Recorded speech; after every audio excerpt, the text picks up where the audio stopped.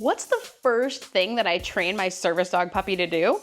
It's not sit or down or even heel. My first priority when training my young service dog puppy is to start teaching targeting.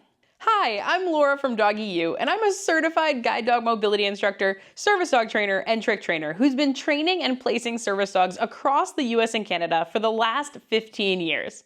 And here on this channel, I help owner trainers like you train their own service dog. Now, when asked what I teach first, in reality, what I teach matters a lot less than the feelings around what I'm teaching. So first, I want to teach my puppy how to learn and to love learning. But nobody likes when I answer like that. So the concrete way that I can start teaching that love of learning and how to learn is through targeting. What is targeting? Targeting is when your dog touches another thing with any part of their body. So it could be a nose to your hand target, it could be touching their nose to another object, like to push closed a door or a drawer, or it could be your dog placing their front feet onto a box, or placing their front feet on a stool to reach a light that's a bit too high for them to reach from the ground. So targeting is a wide-ranging skill that has a ton of applications for your training. So why is targeting such an important concept that I like to teach it first?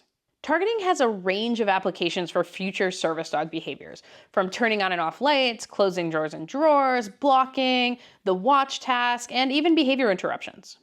Targeting is also a foundation behavior for valuable future obedience behaviors, like recall to hand and finding heel position. It also helps with proprioception, meaning that we can teach our dogs how to move their body through space, making them more confident. What most people don't understand is a lot of dogs think that whatever happens behind those front feet, the back end just follows. And we want to teach them how to use their back end independently from their front end. Targeting also feeds into the dog learning how to learn and driving the learning.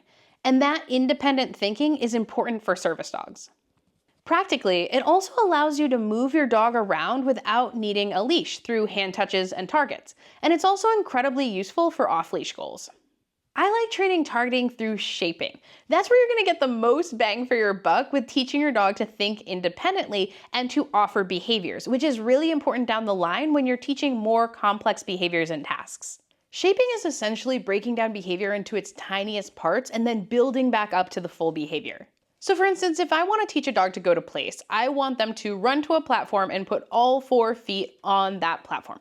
But we don't have to start with all 4 feet. We're going to break down that behavior into smaller steps so that the dog can be successful. And we can start that process with the simplest step, which is looking at the target. If the dog isn't looking at the platform or the target, they can't get there. So first we start by marking and rewarding looking at the target. Then once they take a step forward towards the target, we can mark and reward for that. And then we can continue to marking and rewarding for putting 1 paw on the target, then for putting 2 paws on the target, then 3, and then all 4.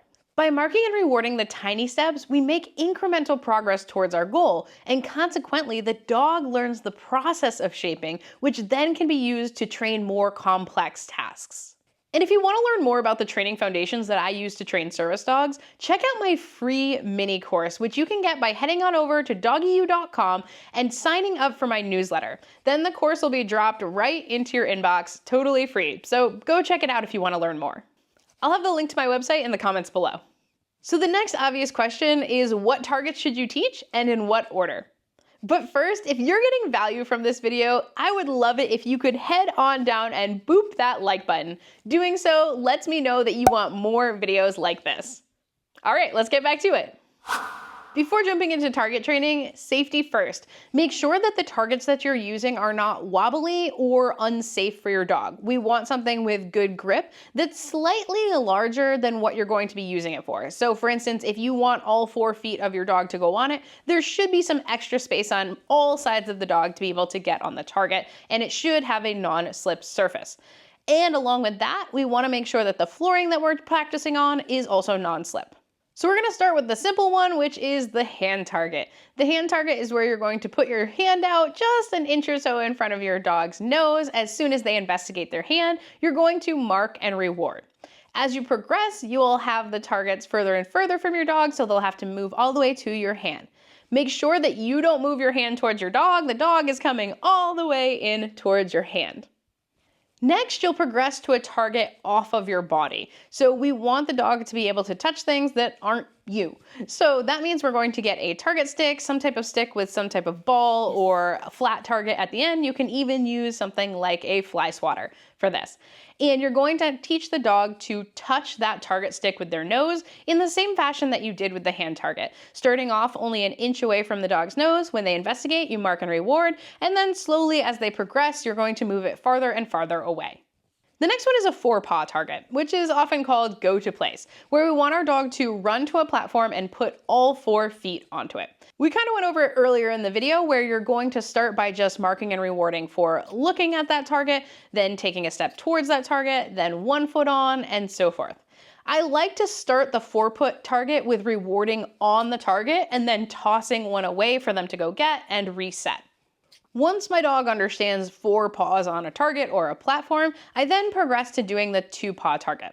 This is where a lot of that fancy heel work comes from. It starts with your dog being magnetized with their front feet on a target.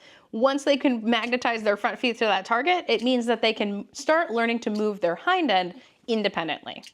And if you want to see all of Denver's full training sessions when learning these new behaviors, head on over to patreon.com/doggyu to join for as little as $4.